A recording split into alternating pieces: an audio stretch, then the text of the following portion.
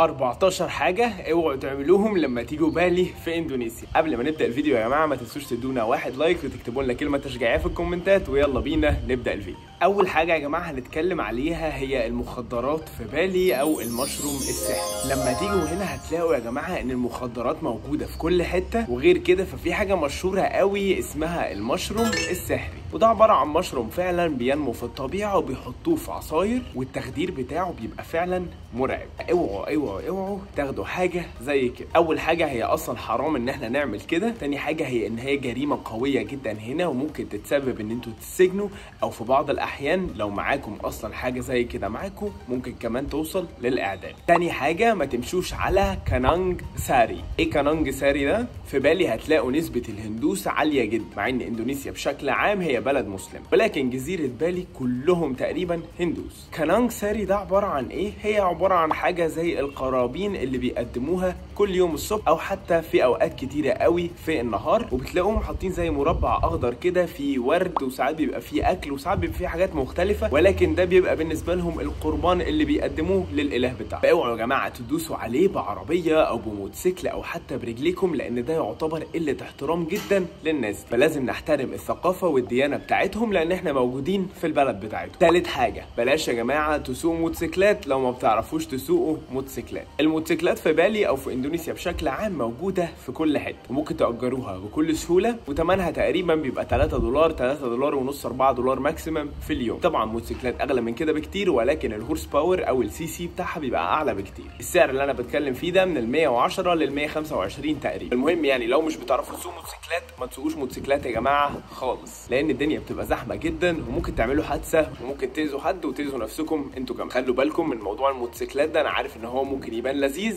ولكن يبان لذيذ حاجة، وفكرة إن انتوا تركبوه وتسوقوه وسط الناس حاجة ثانية. حافظوا على نفسكم وعلى الناس اللي حواليكم، وخصوصا كمان لو هتاخدوا حد وراكم وانتوا بتسوقوا الموتوسيكل ده. رابع حاجة، اوعوا يا جماعة تهزروا أو تلعبوا مع القرود في بالي أو في إندونيسيا بشكل عام، أيا كان بقى انتوا في أوبود، في سيمينياك، في أولواتو، في جزر تانية أصلا موجودة حوالين إندونيسيا، هتتعرضوا إن انتوا تشوفوا قرود، وفي أماكن بيبقى فيها قرود كتيرة جدا. ما تبصوش للقرد في عينه، وحاولوا لو معاكم مثلا أزايز مية أو أزايز أي حاجة أو حاجة خايفين إن هي تتسرق تحطوها جوه الشنطة بتاعتكم، لأن مبدئيا لو هزرتوا معاهم ممكن يعضوهم والعضة بتاعتهم تجيب أمراض مش لطيفة خالص. خلوا بالكم وحافظوا على نفسكم من موضوع القرود ده. خامس حاجة، ما ترموش يا جماعة زبالة في الشارع. أيا كان بقى احنا في إندونيسيا أو في بالي أو أيا كان البلد اللي احنا فيها، ما ينفعش إن احنا نكون كسياح بنروح نوسخ المكان اللي احنا مسافرين ليه. فدي نصيحة تعتبر عامة لأي مكان هتزوروه مش لبالي تحديدا. سادس حاجة بقى المفروض تخلوا بالكم منها شوية هي الزمامير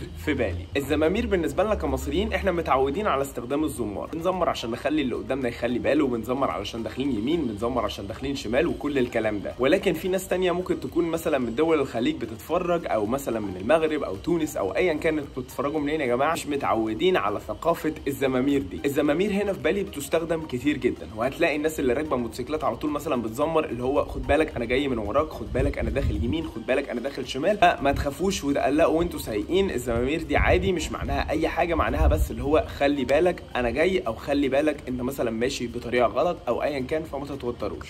سابع حاجه، ما تقعدوش كتير في المنطقه بتاعت تشانجو وكوتا وسيمينياك. بالي فيها اماكن كتيره قوي حلوه، بس دول يعتبروا اكتر 3 مناطق مشهوره، ولكن للاسف ال3 مناطق دول مشهوره بحاجات معينه. مشهوره بالسيرفنج او رياضه التزحلق على الامواج، وللاسف مشهوره بالدعاره، والصراحه مش مناطق لطيفه قوي في الوقت الليلي. فانصحكم عامه ان انتوا تستكشفوا بالي بشكل عام. في اماكن كتيره قوي يا جماعه حلوه ورهيبه في بالي. بالي جزيره كبيره مش جزيره صغيره خالص، ووسط بالي غير الجنوب غير الشمال غير الشرق غير الغرب نهائي. استكشفوا بالي يا جماعه كويس قوي. تامن حاجه، فكوكوا يا جماعه لما تيجوا هنا بقى من الاكل الاوروبي، يعني ولا البيتزات ولا البرجرز ولا الكلام ده، الويسترن فود بشكل عام فكوكوا منه. انتوا جايين تجربوا يا جماعه الاكل الاندونيسي، والاكل الاندونيسي فيه منه انواع كتيره قوي. تلاقوا بقى كميه اطباق يعني مش ممكن. عندهم كبيره قوي في الاطباق، ممكن كلهم يبقوا شبه بعض شويه ولكن فيهم حاجات مختلفه كتير، وممكن لو ما عجبكوش طبق تجربوا طبق تاني ويعجبكم، ولكن على طول هنقدر ناكل بيتزا وبرجر وكل الكلام ده لما نرجع بلدنا. فطالما جيتوا بلد اتعرفوا على الاكل بتاعها لان هو جزء من الاكسبيرينس اللي انتوا جايين تعيشوه. تاسع حاجه يا جماعه، فصلوا لما تيجوا هنا. كل الاسواق اللي موجوده، كل الاسواق الشعبيه، اي حد بيبيع لكم اي حاجه، هتأجروا من عنده موتوسيكل، هتشتروا من عنده سوفونيرز، هتشتروا من عنده تيشيرت، ايا كان، على طول يا جماعه بيضربوا السعر اقل حاجه في 2. حتى لو هتجيبوا منه رحله، الرحلات برضو اسعارها في الايجنسيز اللي بتبقى موجود في الشارع بيضربوا على طول السعر في 2. فعلى طول فصلوا، ابدا كده اول كلامك نزل السعر نص او اقل من النص. وطبعا لو عايزين تعرفوا اسعار كل حاجه ما تنسوش يا جماعه تشتركوا في القناه علشان احنا بننزل فيديوهات ليها علاقه بكل حاجه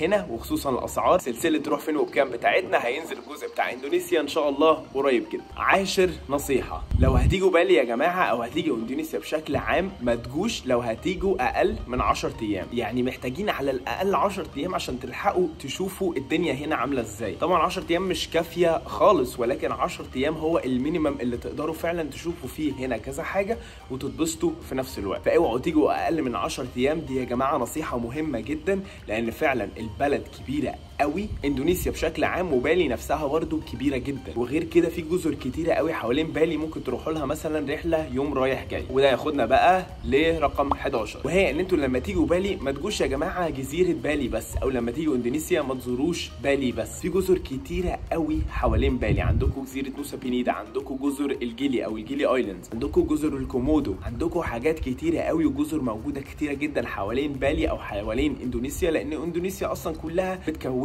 من جزر. فاوعوا تفوتوا الفرصه وانتم موجودين هنا ان انتوا تستكشفوا جزر تانية غير الجزيره بتاعه بالي. نصيحه رقم 12، لما حد يجي يديكوا حاجه هنا، الغالب هيديكوا الحاجه بايديكم الاثنين، سواء فلوس سواء ايا كان، او ساعات ممكن يديكوا الحاجه دي بايديهم اليمين. حاولوا ان انتم ما تدوش حاجه للناس بايديكم الشمال خالص، لان بيعتبروها تقريبا زي قله احترام او ديسريسبكت. فيا اما ندي الناس الحاجه او الفلوس بايدينا الاثنين، يا اما نديهم الحاجه او الفلوس او المشروب او ايا كان بنديهم ايه بايدينا اليمين بس. واظن ان احنا متعودين على حاجه زي كده، بس مش متعودين على الايدين الاثنين. فلو حاسين الموضوع غريب شويه ان انت تقدم حاجه بايديكم الاثنين، فقدموها بالايد اليمين. نصيحه رقم 13، في اماكن كتير هنا ومعابد ممكن تخشوا تزوروها وكل الكلام ده، ولكن هتحتاجوا ان انتوا تقلعوا الجزمه بتاعتكم او الشبشب او ايا كان انتوا لابسين ايه في رجليكم. وحتى مش معابد بس، في محلات سوبر ماركتس، اماكن بيشتروا منها سوفونيرز، كل الكلام ده، وهتلاقوهم بيقولوا لكم اقلعوا الجزمه بتاعتكم او اقلعوا اللي انتوا لابسينه قبل لما تخشوا. دي حاجه لازم نحترمها فيهم، ونبقى عارفين ان احنا في البلد بتاعتهم، فلازم نحترم الطريقه اللي هم عايشين بيها. فما تحسوش ان الموضوع غريب، ممكن في ناس كتيره مش متعوده على حاجه زي كده، ولكن ده جزء من الثقافه بتاعتهم. واخر حاجه واهم حاجه رقم